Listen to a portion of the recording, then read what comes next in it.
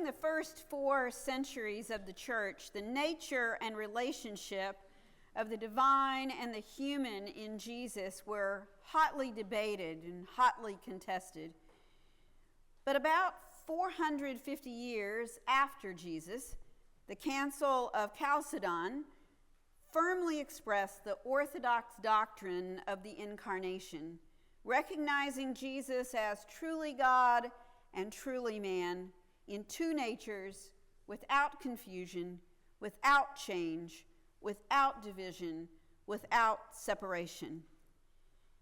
Now, if you haven't read about the conclusions of the Council of Chalcedon recently, you might want to check it out on page 864 of the Book of Common Prayer, but please wait until after the sermon to do that.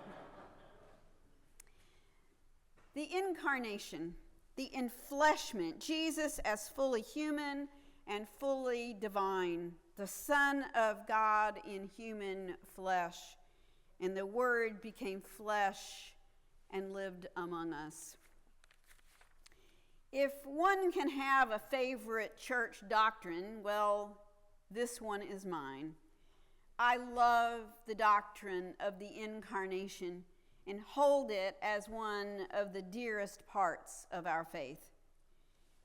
But even though I do love this doctrine and what it tries to capture, I'm not saying that my understanding of it is perfect and without any questions.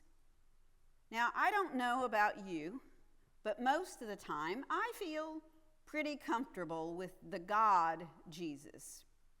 But much of the time, I have a harder time with the human Jesus. Jesus was 100% God and 100% human.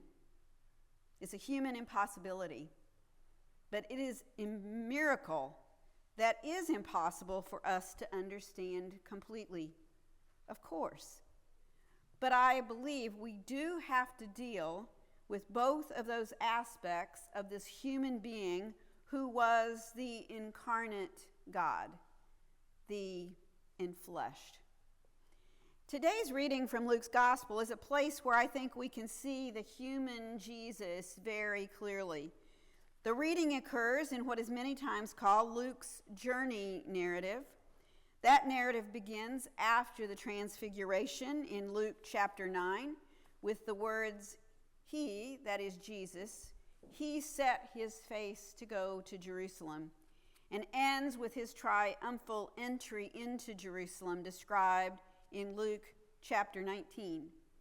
From Luke chapter 9 to Luke chapter 19. In Luke's writing, it takes Jesus a long time to get to Jerusalem, and a lot goes on as he is on the way. Today's reading gives us 2 glimpses of Jesus' humanity, Jesus' human vulnerability, if you will. First, some Pharisees come to Jesus and tell him that Herod Antipas, the ruler of Galilee on behalf of the Roman Empire, wants to kill him. This Roman puppet was someone Jesus and other Jews would have considered little more than a collaborator with the Roman occupiers, but a very dangerous puppet and collaborator nonetheless. He was the man who had ordered the beheading of John the Baptist, and the Gospels tell us that Herod Antipas was very interested in Jesus because somehow he had gotten the idea that perhaps Jesus was John the Baptizer resurrected, something Herod Antipas would not have wanted to face.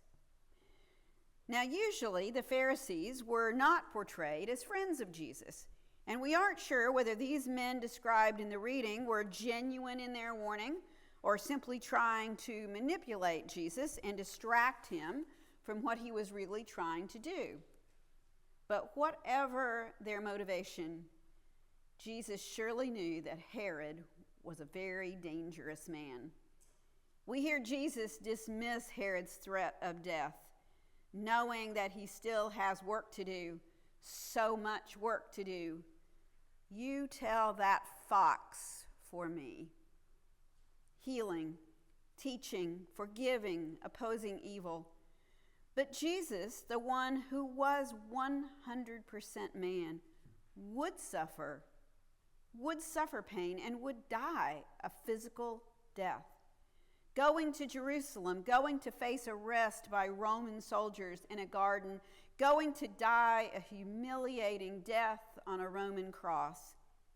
And I don't think the fact that we 21st century Christians know the end of the story, an empty tomb and the resurrection, I don't think that should cause us to minimize the pain of Jesus' physical death. I often wonder if church attendance is so much higher on Easter morning than it is on Good Friday because of our inability, or frankly, just our unwillingness to see the human side of Jesus. Sure, there were some tense and disturbing moments during Holy Week, but we know that it's all going to be okay on Easter morning. There's that comfort with the God Jesus. Now, Jesus was faced with the ultimate human vulnerability, the vulnerability of our own mortality, of death. A second glimpse of Jesus' human side, I think, is shown in today's reading as Jesus traveled to Jerusalem. He wept, he lamented, he grieved for the city and its inhabitants that he had sought to gather to himself like a mama hen gathering her chicks under her wings. It hurt, just as any human being would be hurt by love offered and love rejected.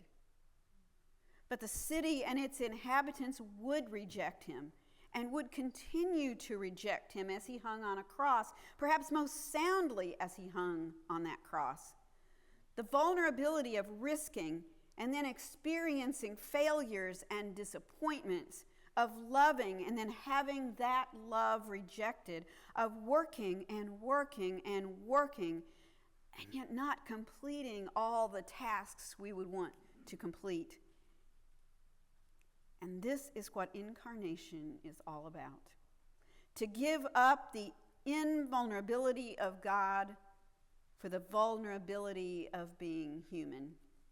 To take on every single human emotion and feeling, from joy to lament to pain to dying. To know every human situation from temptation to death. To live with an open heart, so open that unconditional, fierce, protective love, like that mama hen gathering her chicks, that courage to risk rejection, could be shared with everyone, and to do it all for us. That kind of courage, that willingness to risk, and that kind of openness and authenticity is what Jesus calls us to do, each of us and all of us together as the church. To be courageous when others seek to oppose us or to distract us from the work God has given us to do. To love even when rejection is not only possible, but when rejection is even probable. And to do it for others with open hearts and open minds. Jesus calls us to be fully human. In the words of storyteller, researcher, and Episcopalian Brené Brown, to become fully human means learning to turn my gratitude for being alive into some concrete common good. It means growing gentler toward human weakness. It means practicing forgiveness of my and everyone else's hourly failures to live up to divine standards. It means learning to forget myself on a regular basis in order to attend to the other selves in my vicinity. It means living so that I'm only human does not become an excuse for anything. It means receiving the human condition as blessing and not curse. in all its achingly fragile and redemptive reality. Or in the more ancient voice of Irenaeus, a bishop of the early church, the glory of God is a human person, fully alive. During this Lenten season, let us travel with Jesus as he approaches Jerusalem, the cross, and his death. Let us take some time to sit with the human Jesus, with the parts of Jesus that we may not understand or with which we might not be totally comfortable. And may we hear his call to be fully alive, fully human, as he was fully human. Amen.